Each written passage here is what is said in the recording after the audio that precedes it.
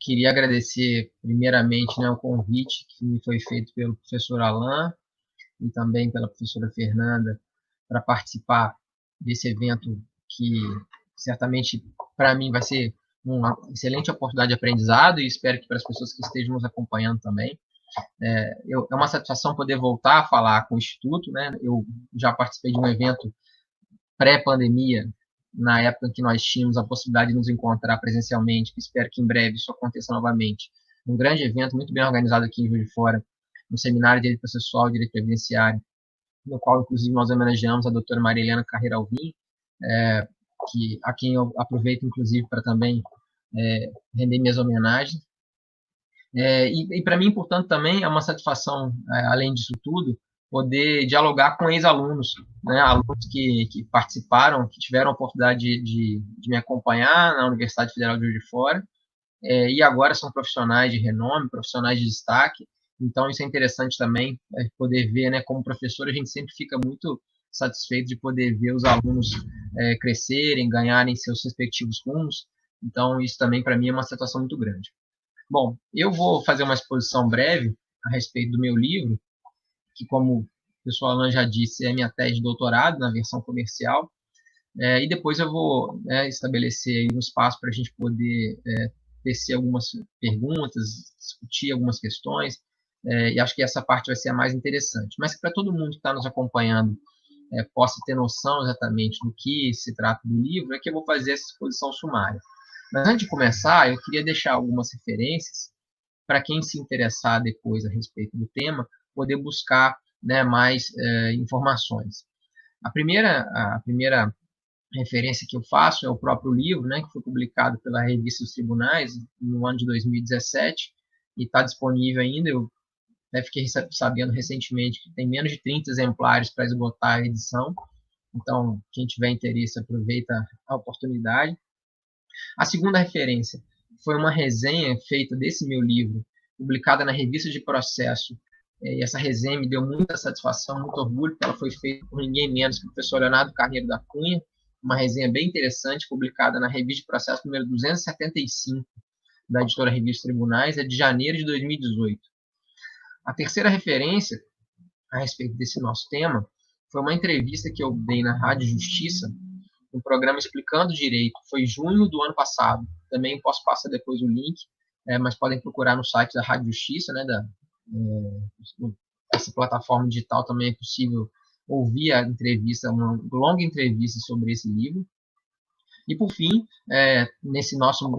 mais recentemente, nesse momento já de pandemia, eu fiz uma live recentemente com o professor Daniel Assunção Neves, professor muito conhecido do direito processual e, na verdade, de todo o direito, né, a respeito desse assunto, a lealdade processual, que foi muito interessante. E essa live ela está disponível no meu canal do YouTube, um canal que eu criei semana passada, inclusive, e depois vou deixar aí o contato com os colegas, para facilitar o acesso de todo o material que vem sendo produzido já antes, agora durante esse período ruim que estamos passando. Bom, eu dividi o meu livro em 3 partes, e eu vou rapidamente explicar essas 3 partes, para que os colegas possam ter ideia do que nós estamos tratando. Antes disso, eu queria aproveitar que certamente nós temos aqui alunos de graduação nos assistindo, e mestrandos, e doutorandos, e pós-doutorandos, enfim, pessoas que estão pesquisando, e eu tentar responder uma pergunta que sempre me fazem: por que eu cheguei nesse assunto? Como é que eu cheguei nesse tema? Por que da escolha desse tema? Bom, eu, como advogado que sou, né, eu cuidava de muitos processos e, como a doutora Fernanda até disse, eu via isso muito nitidamente na prática, até porque cuidava de demandas repetitivas em sua maioria.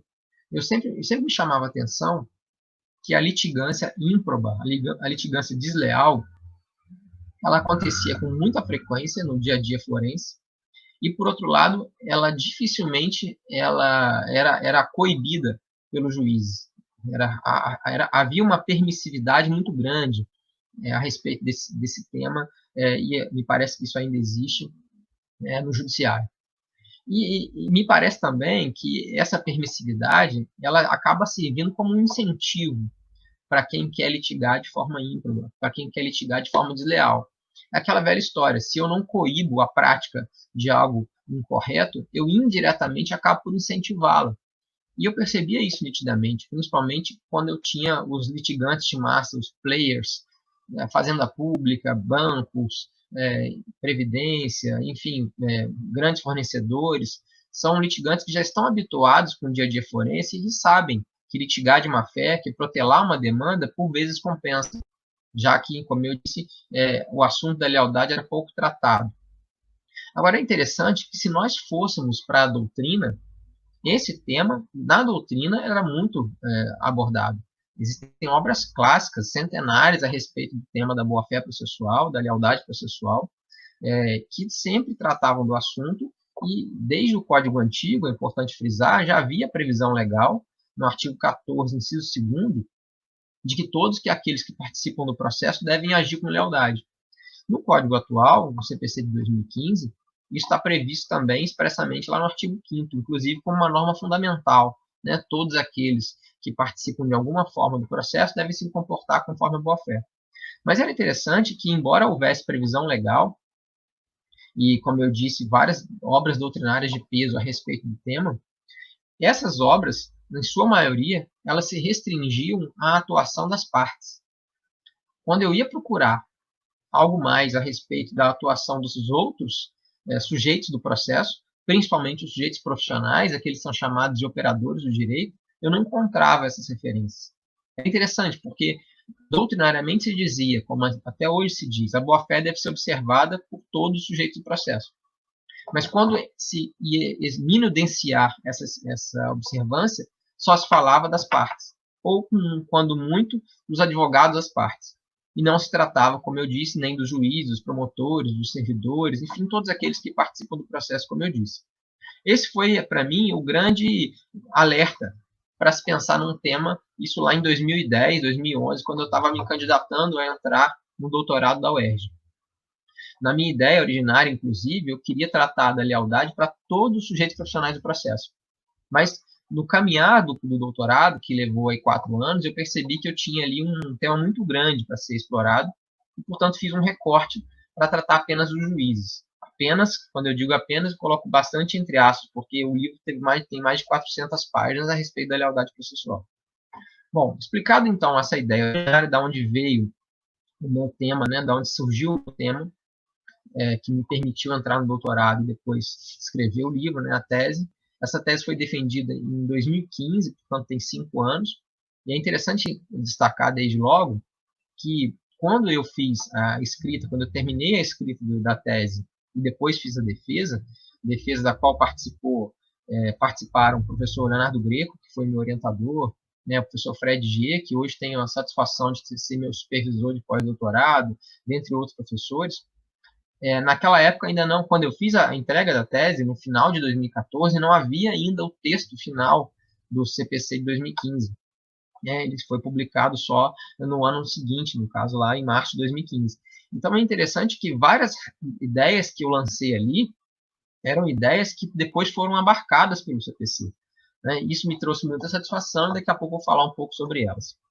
Antes de fato entrar, só para não esquecer uma outra coisa que eu queria deixar logo no início, eu queria deixar os meus contatos, eu sei que muita gente que pode eventualmente começar a assistir a live, por algum motivo precisar sair, podem me procurar sempre pelo professor Márcio Faria, seja no Instagram, seja no Facebook, e no Twitter, Márcio C. Faria, o meu nome do meio, Carvalho. Então, professor Márcio Faria, isso vale, como eu disse, para Instagram, vale para Facebook e vale também para o recente criado canal do YouTube, como eu disse. Bom, agora então, vamos fazer essa análise, como eu disse, sumária do livro. O livro foi dividido em 3 partes, 3 grandes partes. Uma primeira parte, uma parte introdutória e bastante teórica, no qual eu trato do devido processo legal e faço uma abordagem, inclusive, de direito comparado. Eu apresento diversos ordenamentos, tanto na América Latina quanto na Europa, basicamente, né, dos países mais importantes do nosso sistema, que dialogam com o nosso sistema, mostrando que a observância do devido processo legal é uma garantia fundamental dos nossos tempos. E dentro dele, aí já passando para o segundo capítulo, eu trato da lealdade processual. Me parece que não é possível se falar num processo devido se ele for desleal. Portanto, a lealdade, ela encontra, a meu ver, a fundamentação constitucional no devido processo legal. É interessante pontuar que alguns autores não fazem isso. Alguns entendem que a solidariedade prevista na Constituição é que seria o fundamento da boa-fé, ou da lealdade, como prefiro. Mas me parece que não. Me parece que o fundamento constitucional da lealdade processual é o devido processo legal. Há, inclusive, um autor muito conhecido na Europa, professor espanhol, chamado Juan Picó y Runoy, que tem um livro clássico sobre o princípio da boa-fé, é o princípio de la buena fé processal, em que o professor Juan Picó y Runoy diz exatamente isso. Não é possível se falar num processo devido sem lealdade. Ele chega a dizer, inclusive, sobre o processo leal. É legal porque quando você coloca processo leal no Google, ele diz, você quis dizer processo legal, de tão acostumado que a gente está, né? Mas nesse caso ele fez questão de dizer, o processo tem que ser leal. E aí nessa aí na segunda parte, já passando então para o terceiro capítulo do meu livro, eu trago sobre as garantias fundamentais do processo.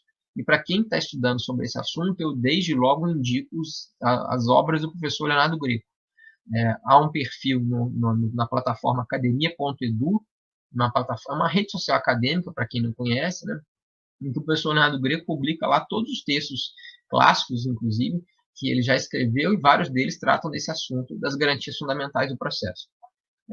E aí, claro, eu trago essa discussão para o prisma da boa-fé. Falei de boa-fé agora, mas é importante frisar, e aí também nessa parte do meio do meu livro, vamos chamar assim, na segunda parte, eu digo que, para mim, é mais interessante tratar da lealdade processual e não da boa-fé processual. Por que razão? Embora elas possam ser vistas como sinônimos, é interessante frisar que a boa-fé pode ser dividida, como nós sabemos, sob duas perspectivas: a boa-fé subjetiva e a boa-fé objetiva. Me parece que já desde o Código Antigo, e principalmente a partir do Código Novo, como eu disse no artigo 5º, o Código abraçou a teoria da boa-fé processual objetiva. Isso significa que, se nós estivermos tratando de boa-fé objetiva, eu tenho que analisar o comportamento, o padrão de comportamento daquele sujeito, seja parte, autor ou réu, o recorrente ou recorrido, o embargante ou embargado, ou o juiz, o tribunal, o promotor, enfim, todos aqueles, como eu disse, repetindo, participam do processo. Essa análise é, portanto, objetiva. Eu não preciso analisar se aquele sujeito no processo está agindo com elemento subjetivo, em outras palavras. Eu não preciso verificar se ele está agindo com culpa ou dolo. Porque se tivesse que se verificar isso, imagine, eu estou litigando contra alguém que está interpondo um recurso manifestamente protelatório. Eu peço que aquele recurso seja reconhecido como tal e que aquele recorrente seja sancionado com multa e com outras sanções processuais. Ele vem e diz, não, eu não estou agindo de má-fé. Para eu conseguir ganhar essa minha alegação, demonstrar que ele estaria agindo de má-fé, eu precisaria, como o nome diz, apurar o elemento subjetivo. Como é que eu vou analisar isso no processo? Como é que eu vou ter certeza que o sujeito está agindo com culpa grave, ou no mínimo culpa grave, ou com dolo processual, com o fim de prejudicar o andamento daquela causa? Isso é muito difícil. Por outro lado, se eu tratar da boa-fé objetiva, eu vou apenas verificar elementos, desculpa a redundância, objetivos. Aquele recurso foi interposto, por exemplo, contra texto expresso de lei, aquele recurso foi interposto em relação a alguma questão que não é mais controvertida, aquele recurso foi interposto contra uma jurisprudência pacificada do STJ e do STF.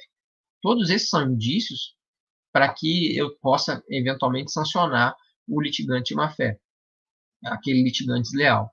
Portanto, me parece que o Código agasalhou, abraçou a teoria da boa-fé processual objetiva, que aí sim pode ser visto como sinônimo de lealdade, porque o sujeito ou é leal ou desleal. Não dá para verificar se ele está agindo com mais ou menos lealdade.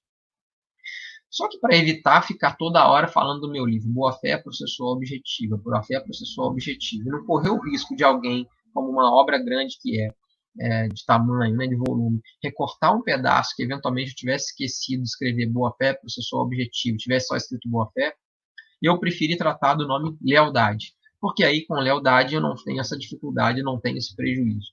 E aí eu chego então abraçando, mais uma vez, a teoria do professor Juan Picó y Runoy já citado. Numa terceira parte do livro, que é a parte mais interessante, a parte que me deu mais trabalho, Eu reconheço que a lealdade ela se aplica no processo. Eu reconheço que a lealdade se aplica a todos os sujeitos processuais. E aí chego na figura do juiz.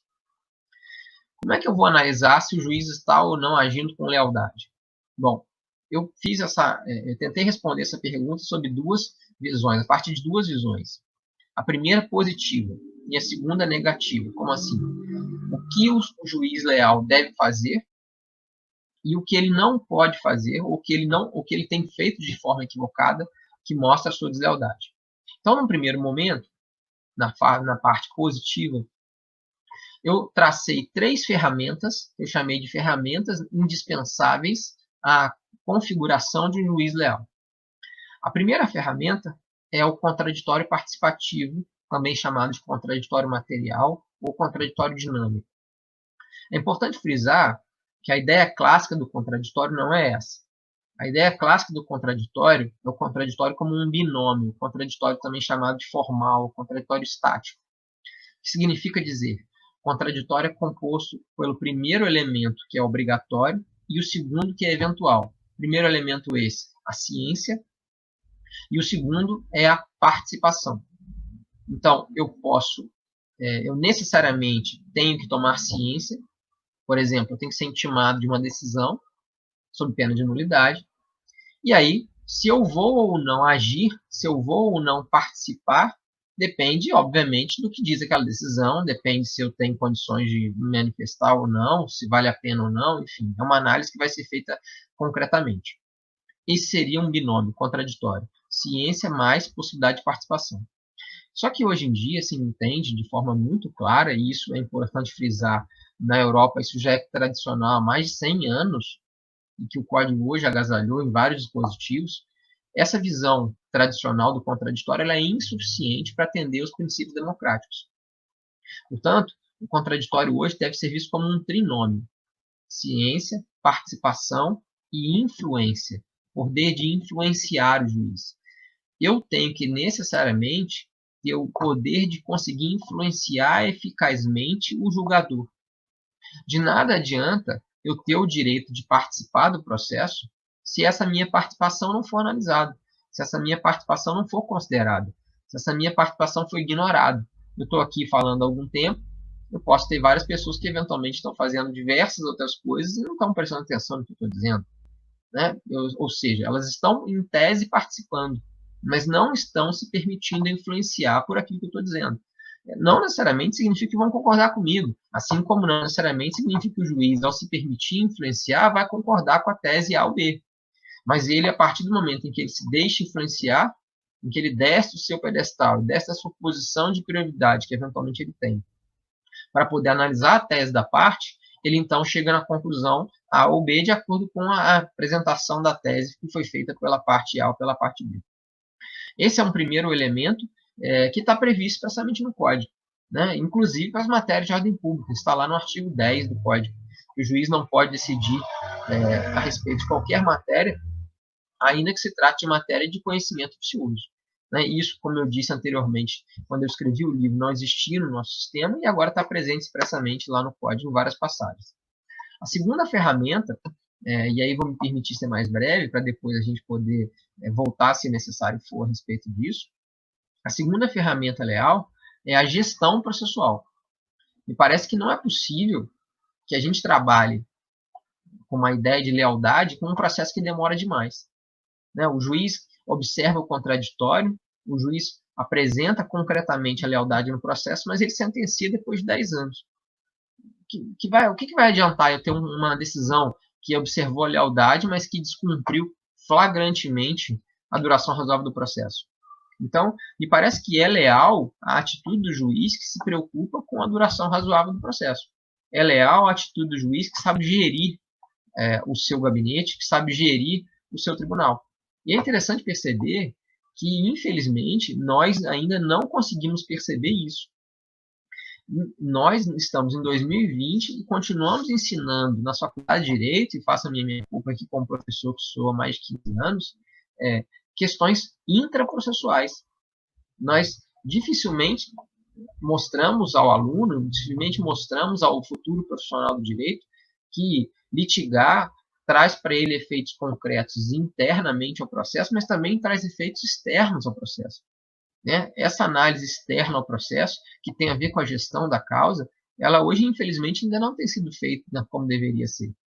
Inclusive, na semana passada, eu indico a todos que depois assistam, houve um evento da Procnet, que é um grupo de pesquisa do qual faço parte, pela Universidade Federal da Bahia, está disponível no YouTube, em que se tratou sobre as reformas do ensino jurídico. Um dos pontos que se tratou foi exatamente esse. O profissional do direito precisa saber gerir o seu processo, precisa saber gerir o seu escritório, precisa saber gerir, eventualmente, o seu tribunal. E só para dar um dado, quem são os presidentes de cortes no nosso país, como regra? São aqueles desembargadores, vamos falar só dos tribunais estaduais, tribunais federais, são aqueles desembargadores que eventualmente têm mais capital político e por isso conseguiram amealhar ali votos para conseguir ser eleito como presidente do tribunal, ou aqueles desembargadores que são mais antigos. Interessante, o desembargador passou 30 anos julgando e como prêmio ele se torna um gestor. O que ele tem de experiência em gerência administrativa de um tribunal? Claro que ele tem uma equipe por trás, mas será que ele é a pessoa mais indicada para fazer isso? Eu, no meu livro, consegui demonstrar que na Europa existe uma divisão muito clara de gestão administrativa das cortes e gestão judiciária das cortes. E a gestão administrativa é feita por órgãos compostos por profissionais formados em administração de empresas, formados de fato em áreas que têm a ver com a administração e com a gerência da causa. Então, a segunda ferramenta leal é, como eu disse, a gerência, saber gerir o processo, saber eventualmente fazer com que aquela causa possa ser julgada na forma mais breve possível. E a terceira ferramenta é a cooperação. A cooperação, né, que hoje também está expressamente prevista no Código, lá no artigo 6º, ela diz que o juiz que coopera, o juiz que trabalha em uma comunidade com as partes, ele dá uma decisão, ele profere uma decisão melhor, ele trabalha melhor. E aqui é importante frisar, e o professor Alain mencionou ali anteriormente o livro do professor Lenny Streck, ele é um dos críticos da cooperação, mas eu, com todo respeito, eu discordo da posição dele, porque a cooperação não deve ser vista como ajuda. Né? No nosso dicionário, cooperação tem um dos sinônimos como ajudar. Né? A pessoa coopera com aquele sujeito, ajudando aquele sujeito. Não é essa a perspectiva da cooperação que nós temos que pensar. Cooperação, como diz o professor Alexandre Câmara, um desembargador do TJ do Rio, um grande professor, significa cooperar, trabalhar em conjunto, uma comunidade. Há uma expressão italiana, comunione lavoro, significa a comunidade de trabalho. O processo deve se desenvolver a partir de uma comunidade de trabalho. Nessa comunidade de trabalho, todos ali têm o mesmo objetivo, fazer com que aquele processo tenha o seu fim da forma mais breve possível, atendendo sempre que possível as regras processuais. Claro que o autor quer ganhar a causa, o réu quer ganhar a causa, o juiz quer resolver aquela causa, mas, enfim, todos ali estão trabalhando com o mesmo objetivo. Esse objetivo da cooperação ele é muito bem visto, muito bem explicado por um professor português chamado Miguel Teixeira de Souza. O professor Miguel Teixeira de Souza, professor da Faculdade de Lisboa, ele tem uma obra clássica em que ele trata da cooperação, em que ele diz: existem 4 deveres que decorrem da cooperação, que é o dever de prevenção, o dever de esclarecimento, o dever de consulta e o dever de auxílio ou assistência. Então, só para dar um exemplo, como o nosso código agasalhou, abraçou o princípio da cooperação. Quando o juiz determina que a parte emende a petição inicial, nada obstante, eventualmente, ele possa estar equivocado, naquele momento ele percebeu que existia ali um vício na petição inicial do autor. O juiz não pode, por exemplo, dizer intime-se o autor para emendar a inicial, ponto, no prazo legal. Porque essa decisão, ela não diz muita coisa. Se o autor soubesse qual era o problema que tinha a petição inicial dele, ele teria arrumado. Ele não ia perder o tempo dele deixando para depois trazer ali, na hora da emenda, alguma coisa que estivesse faltando. Então, atende o princípio da cooperação, da comunidade de trabalho, aquela decisão do juiz que diz: intime-se o autor para sanar o vício X na petição inicial. Quando o juiz faz isso, além de, obviamente, observar o que a lei já diz, porque hoje está expressamente previsto no Código, ele está aplicando o princípio da cooperação. Estão todos trabalhando em cooperação, estão todos trabalhando de forma conjunta para fazer com que o processo ande. A partir dessas 3 ferramentas, eu tenho, portanto, uma base dogmática para que o juiz leal possa ser atingido, pode ser encontrado. Mas eu também, como disse anteriormente, trabalhei sobre o viés negativo, em outras palavras, contrário senso. O que eu quero dizer com isso? O que são atitudes desleais, que eu já percebi na minha prática do dia a dia, como professor e como advogado, que me parece que são contrárias à observância do princípio da boa-fé processual ou lealdade processual, como prefiro. Então, eu levantei em algumas situações atitudes abusivas praticadas pelos magistrados. E aí, como muito bem se ressaltou o professor Alan no começo, eu não estou tratando aqui do juiz A, B ou C. A minha tese, ela tem, isso eu já vou adiantando uma conclusão que eu vou deixar, ela teve um objetivo muito claro, que era tentar separar o bom do mau juiz, tentar separar o joio do trigo, tentar separar aqueles profissionais que são, em sua maioria, felizmente, que cuidam dos seus processos com lealdade, daqueles que não fazem. Porque quando a gente não faz essa separação e coloca todo mundo no mesmo cesto, no mesmo balaio, nós prejudicamos a imagem do judiciário. Imagem do judiciário essa que já está desgastada, infelizmente, e que vem sendo desgastada ano após ano. Então, seria interessante que nós tivéssemos de forma clara e evidente essa separação daquele juiz que é leal para aquele que não é leal.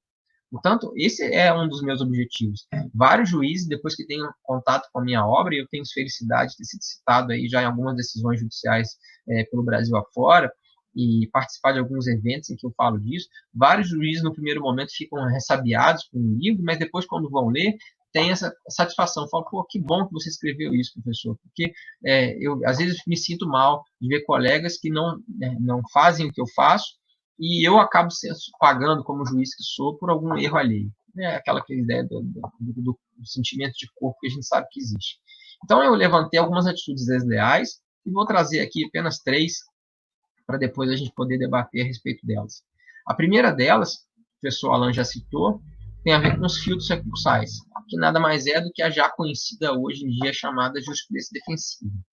O professor José Carlos Barbosa Moreira tem um artigo naquela série de temas de direito processual, série que todo professor de processo, todo estudioso de processo tem que conhecer, em que ele fala das restrições ilegítimas ao conhecimento dos recursos. E ele faz uma comparação muito interessante. Ele diz, a forma como o nosso judiciário inadmite os recursos é como se eu chamasse alguém para jantar na minha casa, desse para ela a entrada, e quando ela está lá esperando o prato principal, eu mandasse ela embora. Que é mais ou menos o que a gente faz, principalmente nos tribunais superiores. Nós dizemos lá na Constituição, no artigo 102 e 105, basicamente no inciso 3º em cada uma das duas disposições constitucionais, que a parte pode entrar com recurso especial e recurso extraordinário, que cabe recursos excepcionais para os tribunais superiores. Mas é tão difícil conseguir chegar nos tribunais superiores que é como se nós mandássemos sempre o sujeito embora com a barriga vazia. Você pode entrar, pode sentar, comer entrar, ou seja, pode fazer o seu recurso, gasta seu preparo, perde seu tempo, paga o honorário do seu advogado, mas ter acesso de fato aos tribunais superiores é muito difícil. É só para dar um dado.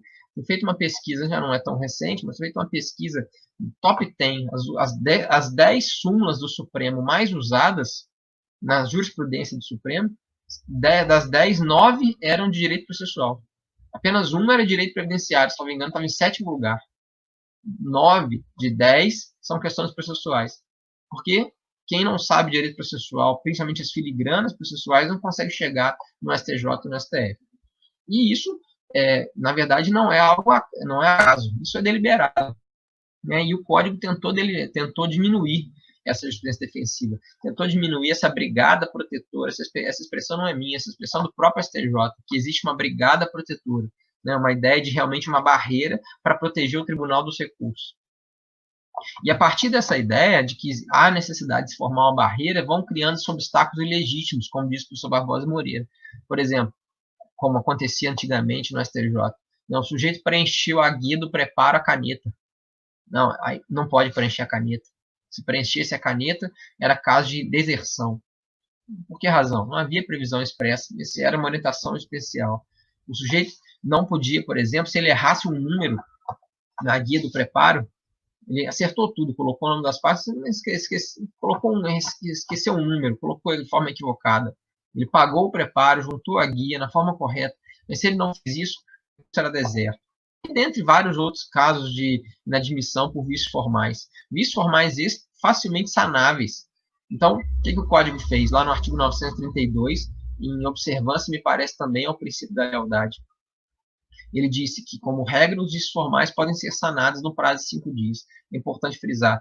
Isso vale, inclusive, para recurso de agravo de instrumento, que era uma dificuldade muito grande do advogado, né? Sem saber o que era peça essencial, por exemplo, ele precisava fazer cópia capa a capa, onerando o cliente dele, onerando o próprio processo, com o tamanho do volume de cópias, né? Sem necessidade, porque ele podia fazer as cópias obrigatórias, eventualmente, se precisasse de alguma outra, o tribunal simplesmente poderia requisitar.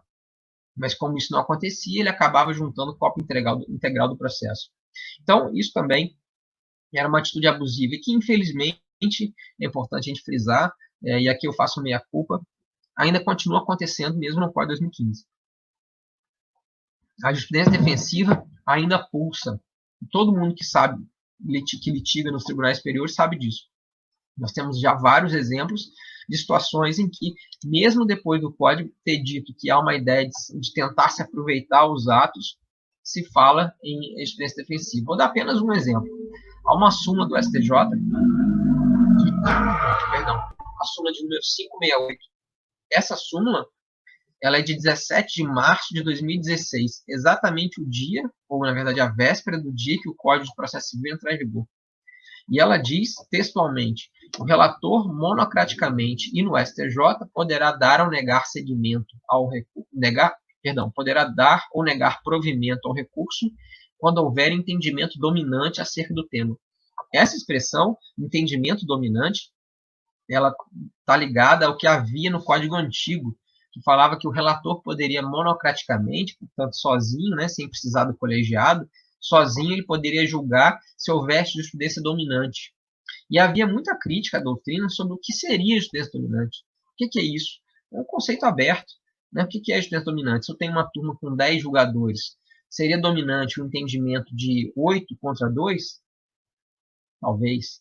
Mas se fosse 7 contra 3, seria? Se fosse 6 a 4, seria?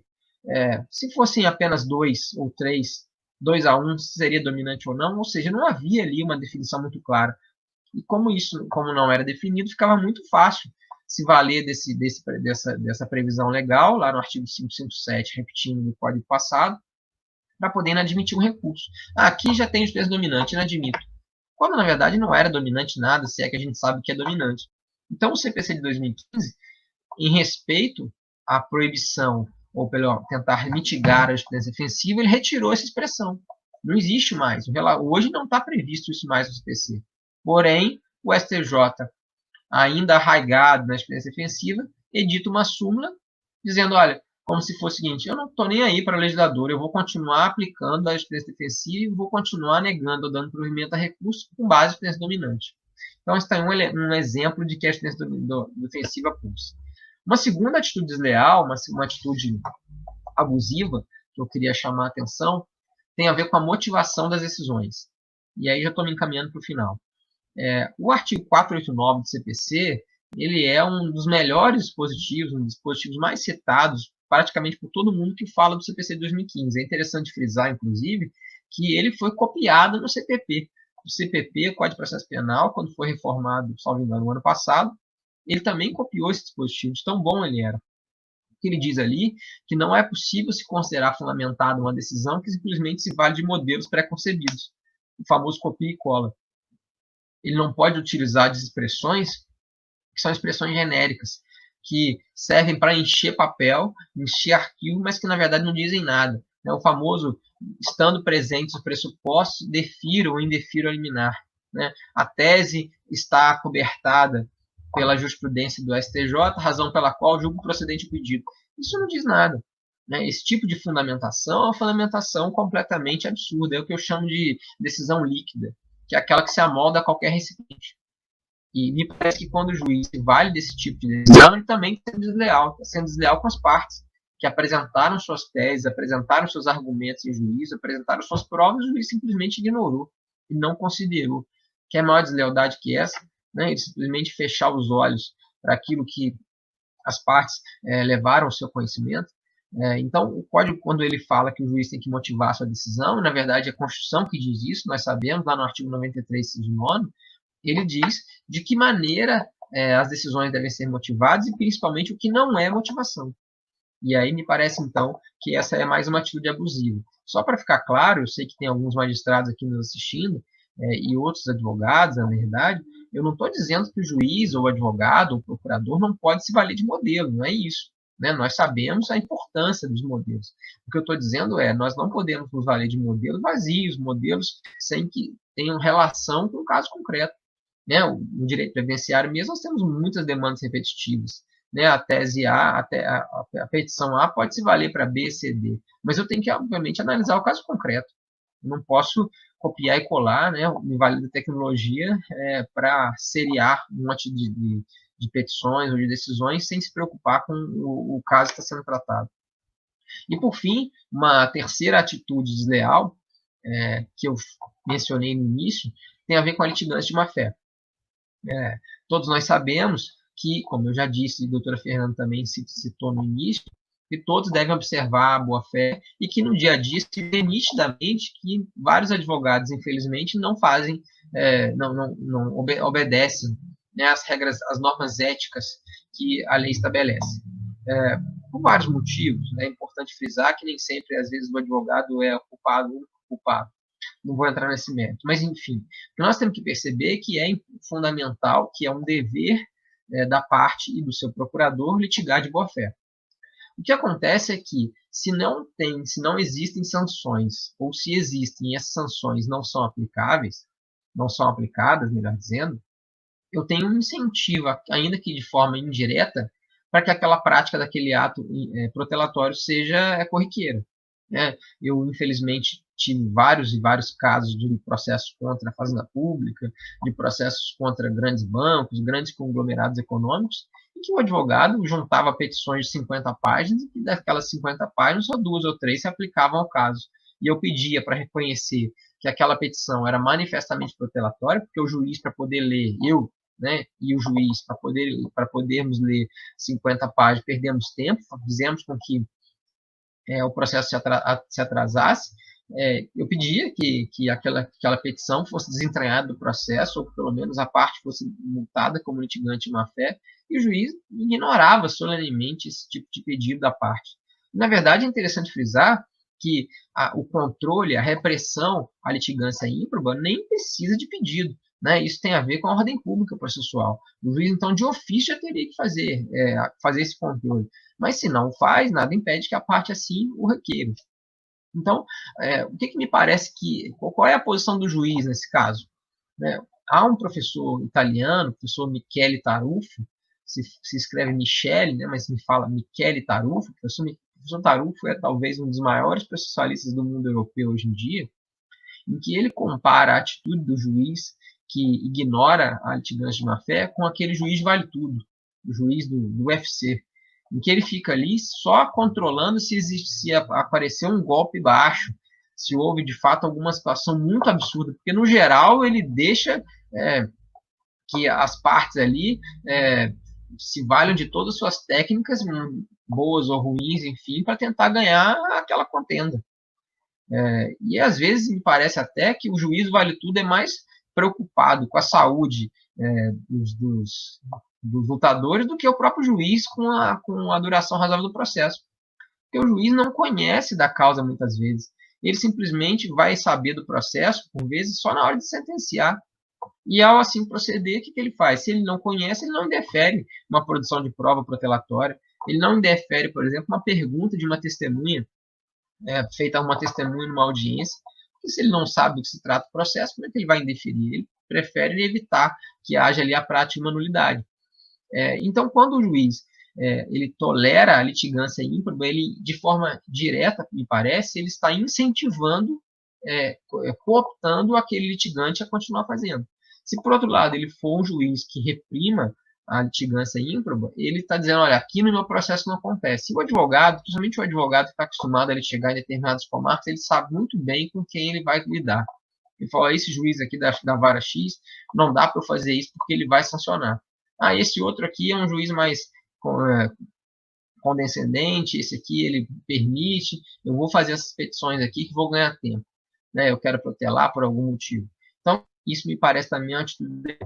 E aí a grande questão, afinal, e aí realmente estou encerrando, prometo que em 3 minutos eu acabo, é esse juiz desleal, fazendo isso tudo, o que acontece se ele estiver praticando essas deslealdades? Quais são as consequências dessa deslealdade? Bom, a lei prevê algumas consequências.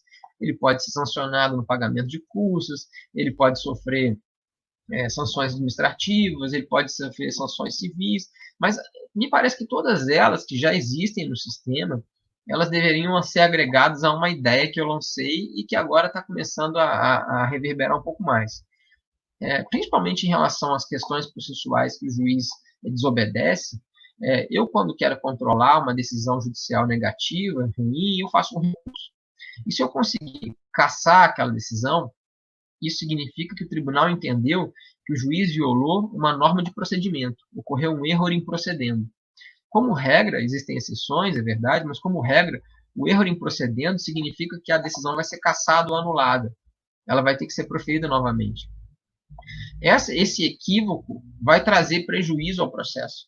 O processo vai demorar mais, infelizmente, mas porque houve aquele equívoco. O juiz mal motivou, o juiz não observou uma alegação da parte, o juiz não deferiu uma prova que tinha deferido, enfim.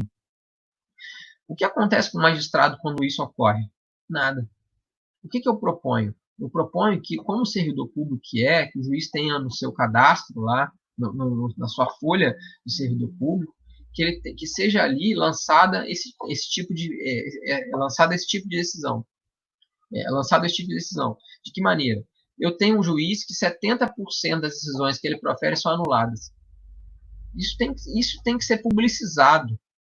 Esse cadastro que eu proponho, um cadastro que eu chamei de cadastro de violações processuais, tem que ser publicizado. Até para, como eu disse no início, eu que sou um bom juiz, que tem lá 90% de decisões processualmente sendo acolhidas, não sendo anuladas, poder saber nitidamente na hora que eu estiver disputando, por exemplo, uma remoção, ou que eu estiver disputando uma promoção com aquele colega que tem lá um monte de decisões anuladas, que o tribunal possa saber isso, que as partes possam saber disso. É importante frisar que nesse cadastro de violações processuais, eu não estou discutindo reforma de sentença, né? Porque aí eu estaria fazendo com que o juiz pudesse ser tolhido no seu direito, na sua liberdade de julgar, não é isso que eu estou falando. Agora, se o juiz ele viola normas processuais, normas objetivas, e se as decisões dele são cassadas por conta disso, isso tem que ser publicizado.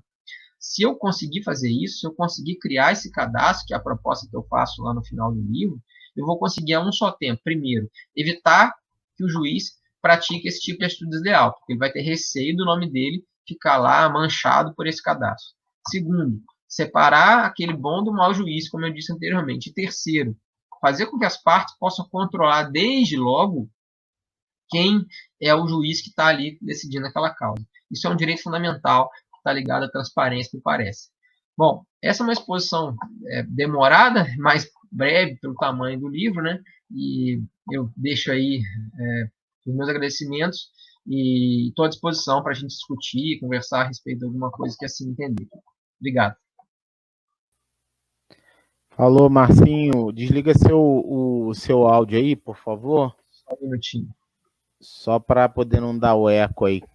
A gente vai começar os comentários. Bom,